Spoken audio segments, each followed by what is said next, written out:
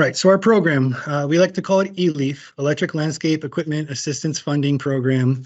This training today is primarily for the equipment dealers that we're hoping to sign up for our program. I believe there might be a manufacturer or two on the line, but that's fine as well.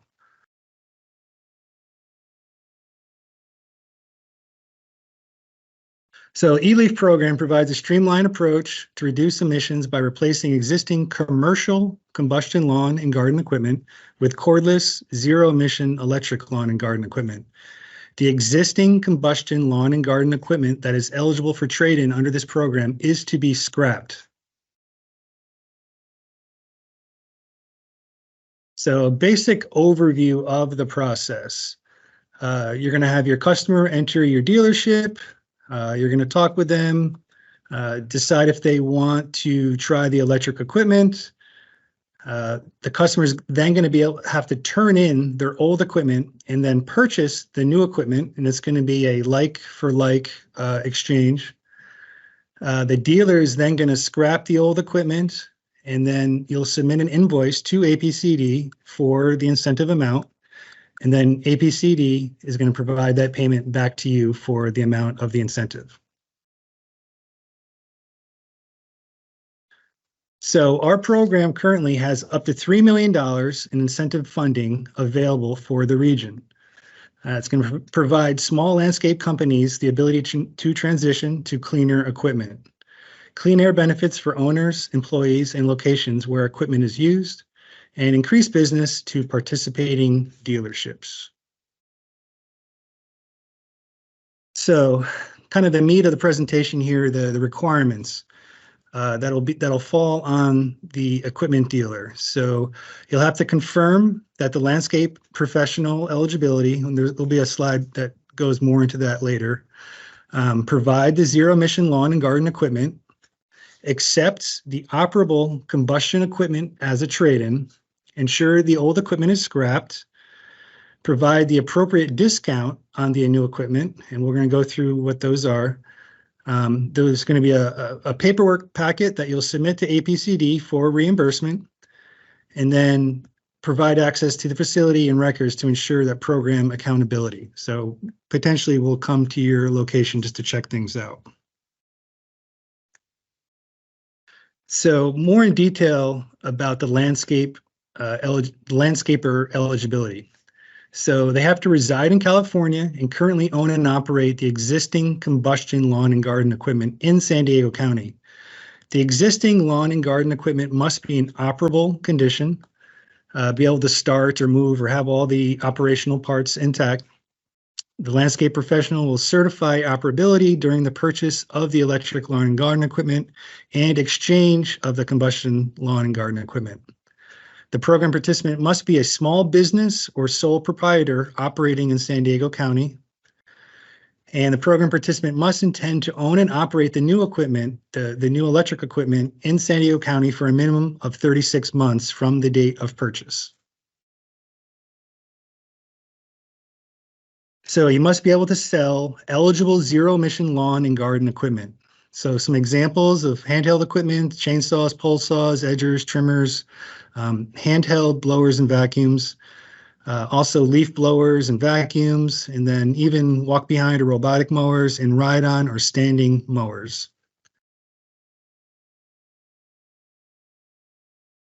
So you must accept the operable combustion lawn and garden equipment as a trade-in. Ensure the trade-in equipment is scrapped or dismantled at an authorized dismantler. And then there's kind of a picture there of our destruction tracking form. That's part of what you'll submit to us to get reimbursed. And then apply the correct incentive funding amount to reduce the price of the new zero emission lawn and garden equipment. So the eligible purchases, so it's the lawn and garden equipment plus batteries and chargers up to the max incentive amount. The incentive amount cannot exceed total cost of items purchased.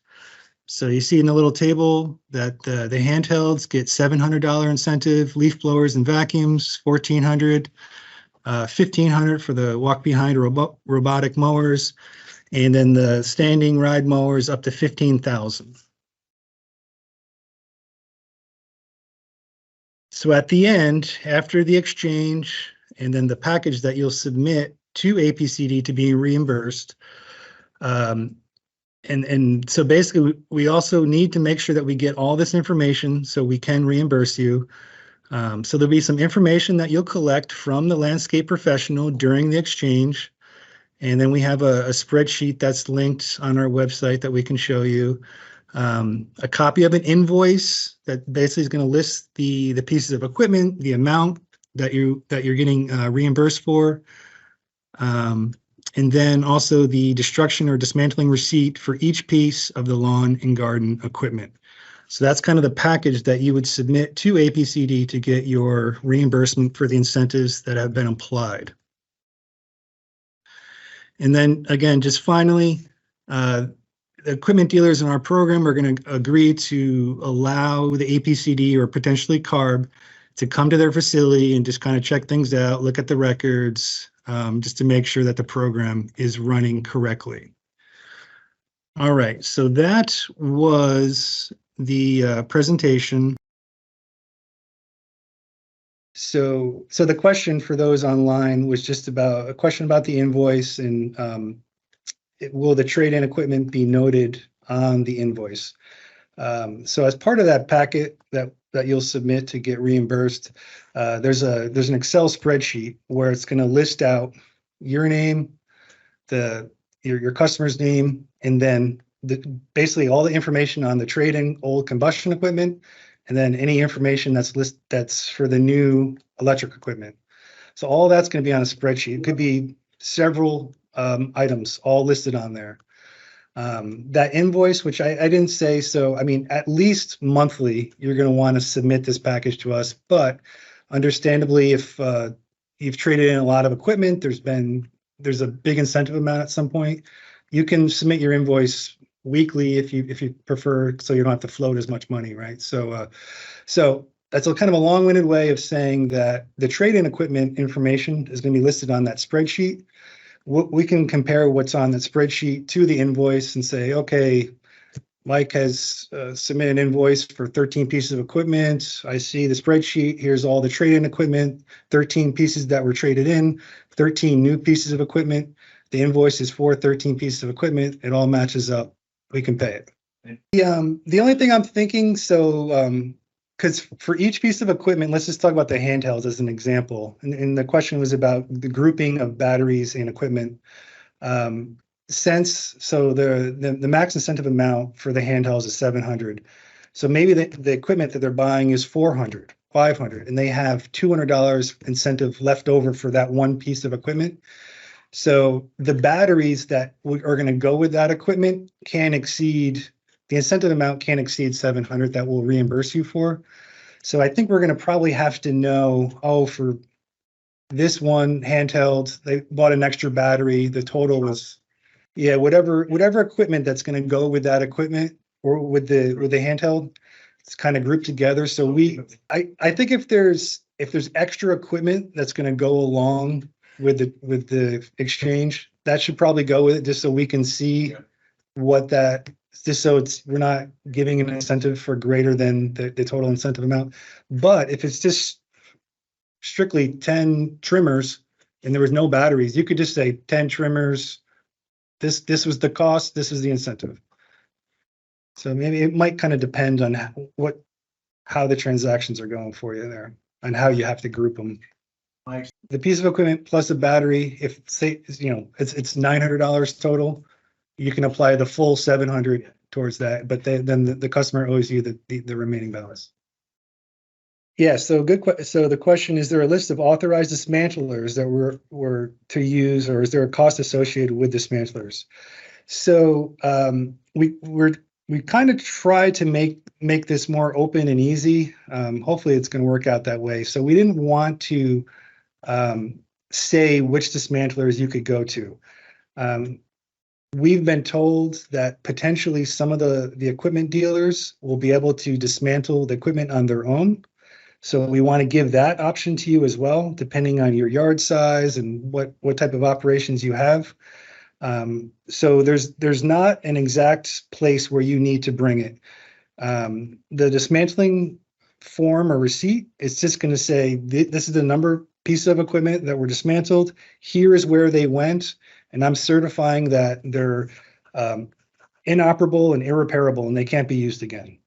So we basically get that form, and then whether you, the equipment dealer, has performed that work and then brought it to a junkyard, or you already work with a dismantler, you can just use who you've been working with.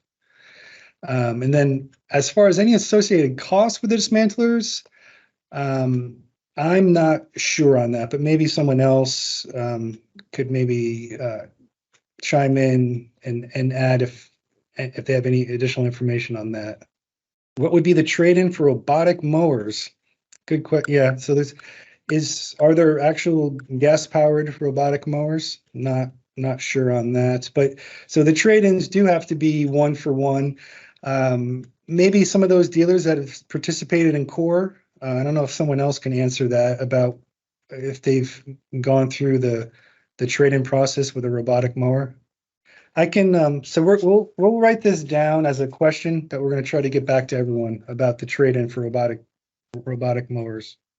Has everyone seen our website? I could show that. It's a lot of the same information that we kind of went through today. The forms, the Excel spreadsheet. There's a sample invoice there, as well as the dismantling form. They're all linked on the website. After today's training and moving forward, as we're getting contracts from the equipment dealers to participate in the program, we're going to start populating a list that's going to be available on the website as well. Right now, it just says coming soon. There's no list there.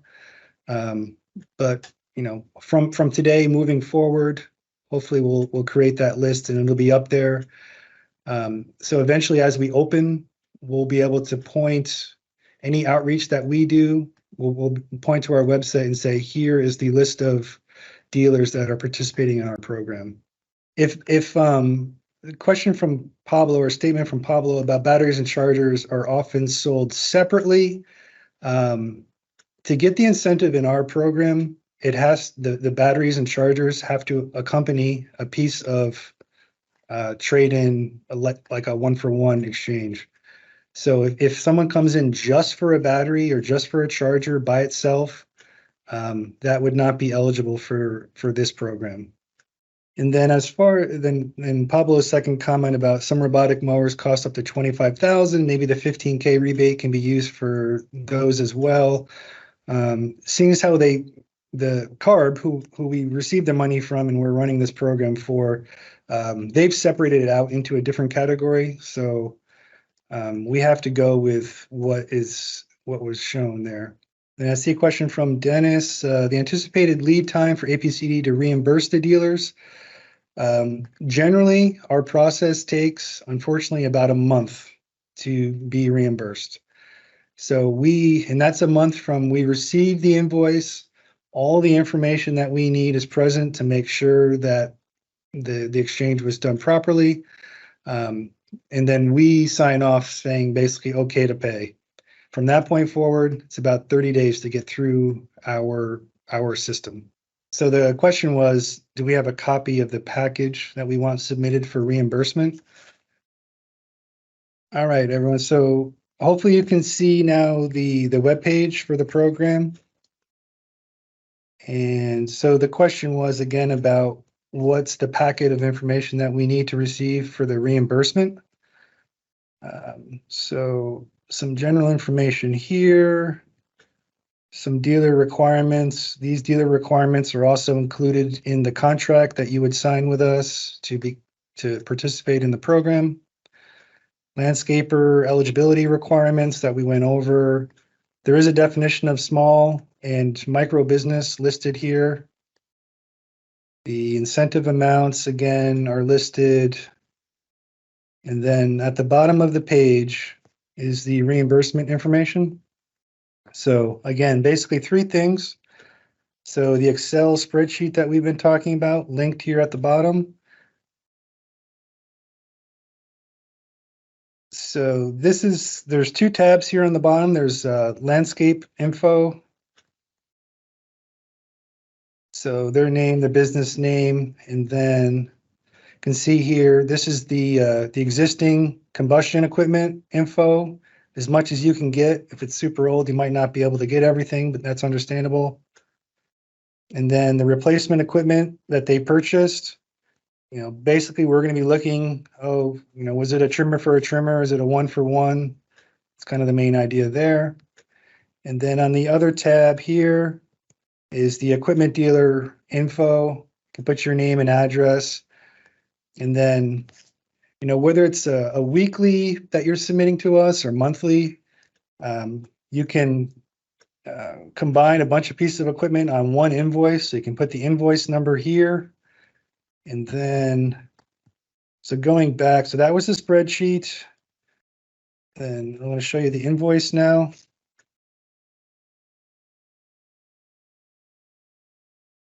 So invoice number here. So if you can match up the spreadsheet invoice number with this invoice number, that'll help us keep everything straight. I'm going to put a date. Emailing to me here. And then so contractor name, address, and then basically equipment date, equipment name, category. So here's where to Mike's question before about grouping, potentially you could just say, hey, there's a bunch of handhelds, number of equipment, 10, 13, 20, whatever it is, total cost of equipment, and then the incentive amount. And then we're going to marry this up to what's on the spreadsheet. But, I guess it depends. You can attach multiple sheets here if you want. You're putting the claim amount here. And then this part here on the bottom is what we do just to approve it on our end. And then the dismantling receipt. And if you want, we can print this out for you before you leave. Yeah. So basically, we want to verify that they're professional, they're commercial. So this program is, we're opening this program for small business, not residents. So hopefully they have some sort of employer ID number, something, whether it's a business card, something is showing here's my business name, business name, city, zip. So that just has business name. The invoice doesn't show that. Yeah, so I guess we're partly hoping that you have these existing relationships with your customers. You're going to be working a lot with people that you've been working with for over some time.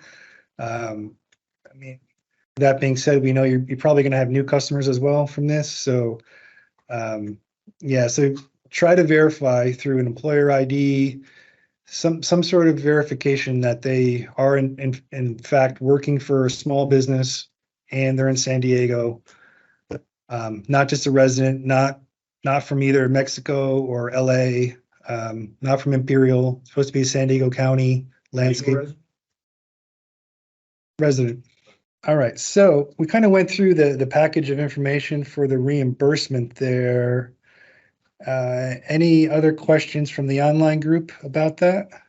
Technically, so a question was, are there dollar limits for a customer?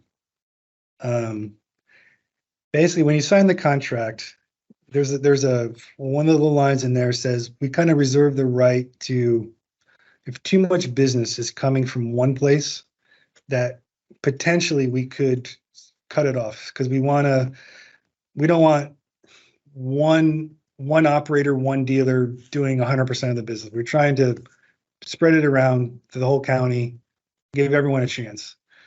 But with that being said, technically there's not really a limit, but I think as the program is going along, if we see that there's one either dealer or customer that's so dominating everything that, number one, are they actual small business if they have that many pieces of equipment?